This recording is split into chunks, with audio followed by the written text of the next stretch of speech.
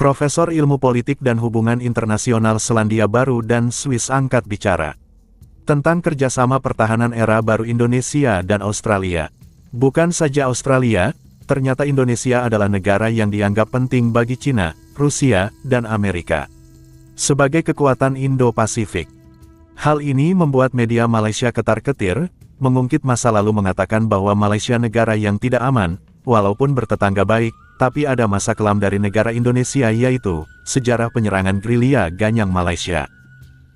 Wakil Menteri Pertahanan Malaysia pun didesak oleh pengamat pertahanan Malaysia untuk meningkatkan pertahanan dan segera mengganti alat perang yang sudah usang.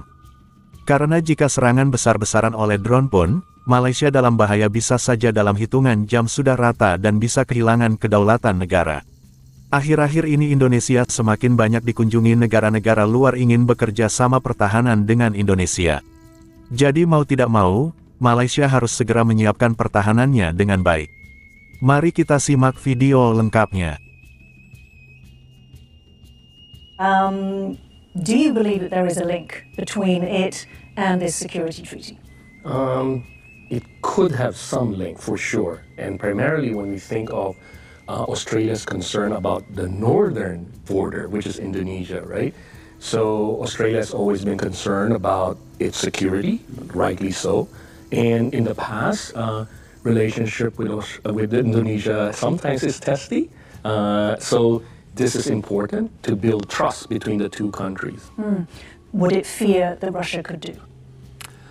Well, this base where supposedly the Russians want to base their airplanes is about 1,000 kilometers away from Australia's north coast. That sounds like a lot, but these planes can fly 10,000 kilometers.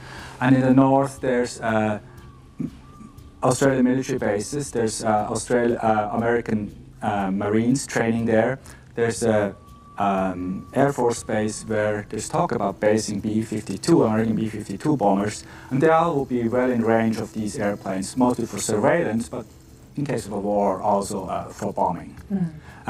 Maybe if I just can add something here, why is Indonesia, why is the north so important for Australia?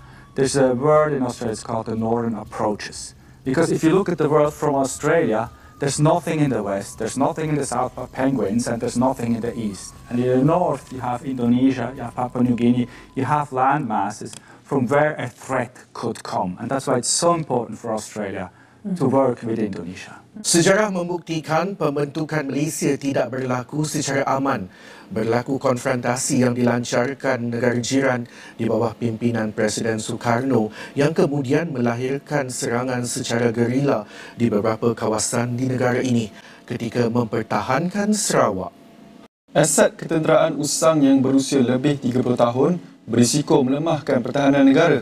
Arsyad akui bimbang mengenai aset usang dan menekankan keperluan untuk pemodenan bagi mengekalkan keupayaan pertahanan yang kuat dalam menghadapi ancaman semasa. Beliau memberi contoh bahawa jenis persenjataan yang digunakan dalam konflik seperti antara Hamas, Lubnan, Iran dan Israel kini jauh lebih canggih berbanding sebelumnya. Arsyad juga menekankan bahawa penggunaan drone dalam peperangan kini semakin luas dan berimpak yang signifikan terhadap musuh. Beliau menyatakan bahawa sistem Iron Dome yang digunakan Israel menunjukkan kepentingan teknologi moden dalam menangkis roket dan misil. Menurut Arsyad, Angkatan Tentera perlu meningkatkan persenjataan dan bergerak seiring dengan perkembangan teknologi terkini untuk menghadapi peperangan moden yang berteknologi tinggi. Beliau turut menegaskan pentingnya tidak bergantung kepada persenjataan dari era Perang Dunia dan menyeru agar pemodenan segera dilakukan.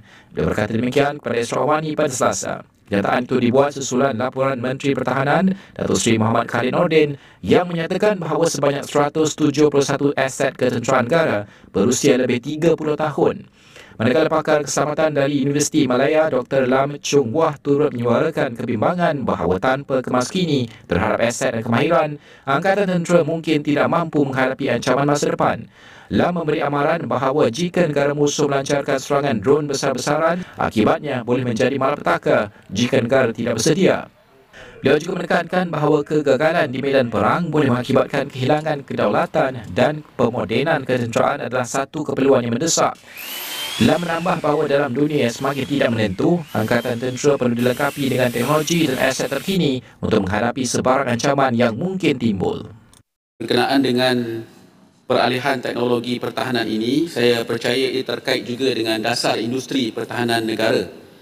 Justru kita faham bahawa ianya akan dilancarkan pada tahun depan, Januari awal tahun depan.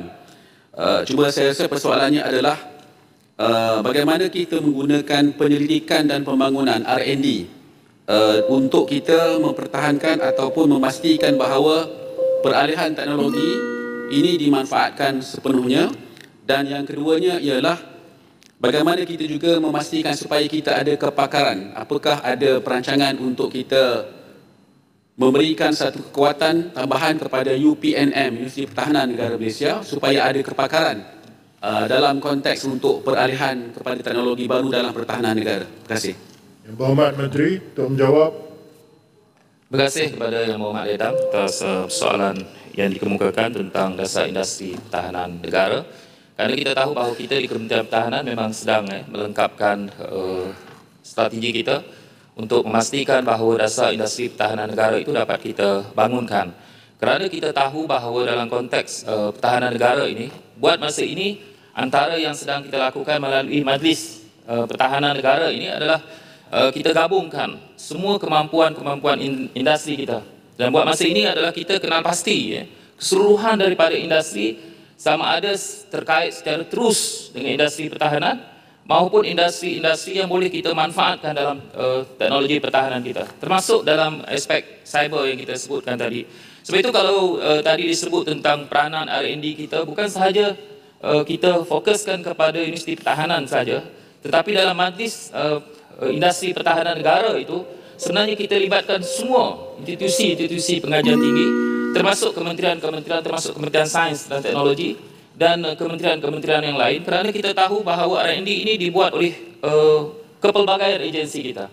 Jadi sudah barang pasti bahawa setiap universiti juga contohnya mempunyai kepakaran-kepakaran yang tertentu. Sebab itu kita memberikan fokus ini dan kita gabungkan dalam majlis ini, dan kita memang di peringkat Kementerian Pertahanan kita berharap bahawa bila kita mewujudkan dasar industri pertahanan negara, kita bukan sahaja membangunkan industri kita, tetapi dalam masa yang sama kita juga boleh mengupayakan kepakaran kita yang sedia ada seluruhannya. Dan dalam masa yang sama kita tahu bahawa dalam kertas putih pertahanan kita, kedaulatan, keupayaan negara kita banyak juga bergantung kepada kemampuan warga kita untuk faham tentang tanggungjawab mereka dalam memastikan keselamatan dan kedaulatan negara. Itu saja jawapannya.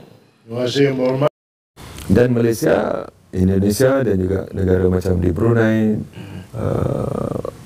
menyatakan pendirian yang amat jelas tentang Gaza. Dan alhamdulillah lah rakan-rakan negara ASEAN yang lain, termasuk yang ada hubungan dengan Israel, termasuk ada hubungan Israel pun telah pun mula mengubah pendirian. Negara kita tak berapa besar, negara lain pun tak besar, ekonomi kita tak besar. Jadi adalah lebih baik, banyak kebaikannya kalau ASEAN ini bersama-sama sebagai satu rantau ataupun blok yang besar yang mempunyai 700 juta penduduk, yang mempunyai potensi yang amat baik, dan kita harus merealisasikan visi yang telah pun kita tetapkan untuk 20 tahun yang akan datang. Walaupun dalam keadaan tertentu dan kita juga ada kawasan-kawasan yang bertindih-tindih, tapi kita tidak sampai ke tahap di mana ia boleh membuatkan kita orang kata tidak sekata. Sampai di sini video hiburan dari tetangga kita Malaysia. Semoga Anda semua terhibur. Dan jangan lupa like dan subscribe channel ini, agar tidak ketinggalan info terbaru. Sampai jumpa di lain waktu. Wassalamualaikum warahmatullahi wabarakatuh.